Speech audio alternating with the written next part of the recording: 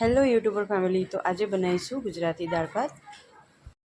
તો પહેલાં આપણે ભાત બનાવી દઈશું। આ ભાત તપેલીમાં હું બનાવવાની છું, તો એને અડધો કલાક માટે હું પલાળીને એને મૂકી દઈશ। વ્યવસ્થિત 2-3 પાણી ધોઈ અને પલાળીને મેં મૂકી દઈશ આને। તો બસ અડધો કલાક થઈ ગયો છે। તો હવે તપેલીમાં હું 1 કપ ભાત પલાળ્યા છે, તો એની સામે 2 ગ્લાસ પાણી મૂકીશ અને પાણીને ગરમ કરવા માટે મૂકી દઈશ। તો મીઠું નાખીશ એમાં અને પાણી ઉકળે ત્યાં સુધી આપણે દાળ પણ હું મૂકી દઈશ। તો દાળને મેં 2-3 પાણીએ ધોઈ દીધું છે અને એનું પાણી કાઢી દઈશ। બધું પાણી કાઢી અને કુકરમાં લઈ લીધી છે દાળ। તો દાળની અંદર મેં 1 મીડિયમ સાઇઝનું ટામેટું, 1 લીલું મરચું અને આ એકદમ કૂણો મીઠો લીમડો છે, એના પત્તા હું અંદર એડ કરીશ બાફતી વખતે જ। જ્યારે આપણે દાળ બાફવા મૂકીએ એટલે આટલી વસ્તુ હું એડ કરું છું। તો 1 કપ ભરીને તુવેર દાળ છે, તો એની સામે 2 ગ્લાસ પાણી નાખીશ। તો આ બાજુ મારું ભાતનું પાણી પણ ઉકળી ગયું છે। તો હવે એમાં હું ભાત એડ કરી દઈશ। એક જગ્યાએ ભાત પણ થવા લાગશે અને દાળ પણ હું બાફવા માટે મૂકી રહી છું।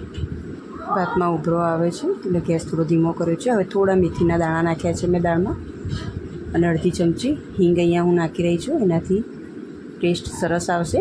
દાળ આપણે બાફીએ એટલે થોડા મેથીના દાણા અને થોડી હિંગ અને 2 ચમચી જેટલું ઘી નાખીશું અને દાળને પણ હું બાફવા માટે મેં મૂકી દીધી છે। 5 થી 7 વિસલ વગાડીશ દાળ માટે હું। તો જો સરસ એવી દાળ મારી બફાઈને રેડી થઈ ગઈ છે। તો બ્લેન્ડરમાં એને મેં ક્રશ કરી દીધી છે અને દાળ બફાઈ ગયા પછી હું સિંગદાણા અંદર એડ કરીશ।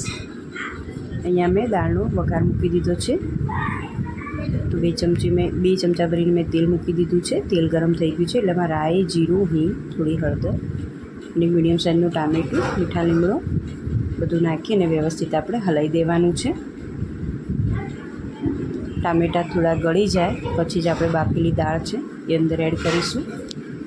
તો આ દાળ હું અંદર એડ કરી રહી છું। હવે 1 ગ્લાસ જેટલું પાણી હું કુકરમાં નાખીશ અને વ્યવસ્થિત બધું જ પાણી કુકરમાં નાખી અને પાણી બધું દાળની અંદર એડ કરી દઈશ। તમે આ રીતે જો દાળ એકવાર બનાવશો તો તમે ખાસ લગ્ન પ્રસંગમાં ખાતા હોય એ રીતનો તમને ટેસ્ટ આવશે।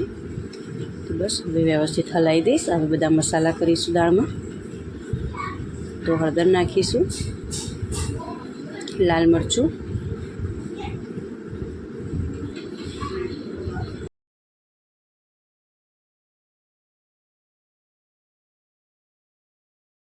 ત્રણ ચમચી જેટલો ગોળ નાખીશું અહીંયા અને વ્યવસ્થિત દાળને હલાવી દઈશું।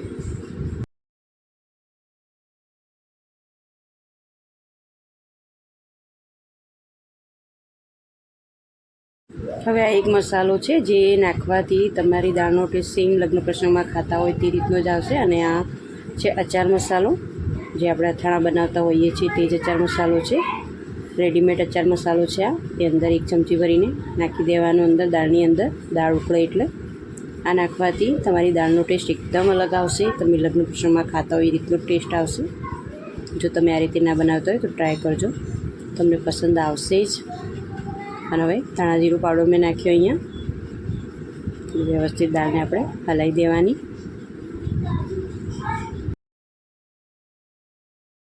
ધીમા ગેસે દાળને સરસ એવી ઉકાળવાની, જેટલી ઉકળશે એટલું દાળનો ટેસ્ટ સરસ આવશે।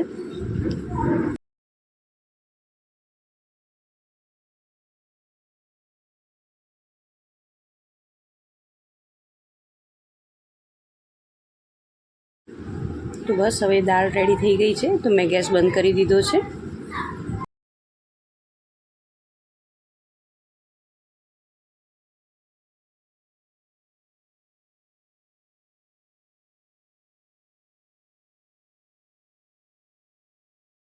આ દાળ બની જાય ગેસ બંધ કરી દઈએ પછી જ આપણે લીંબુનો રસ અંદર નાખવાનો છે। તો મેં અહીંયા અડધું લીંબુ લઈ લીધું છે, અડધા લીંબુનો રસ અહીં હું દાળમાં એડ કરી રહી છું અને લીંબુનો રસ નાખ્યા પછી દાળને વ્યવસ્થિત હલાવી દેવાની છે। તો બસ રેડી થઈ ગઈ છે મારી ગુજરાતી દાળ અને ભાત। તમને જો મારી એ રેસીપી પસંદ આવી હોય તો લાઇક, શેર અને સબસ્ક્રાઈબ કરો, કોમેન્ટ પણ કરો। ચલો મળીએ એક નવા વિડીયોમાં. ત્યાં સુધી આવજો. જય શ્રી કૃષ્ણ.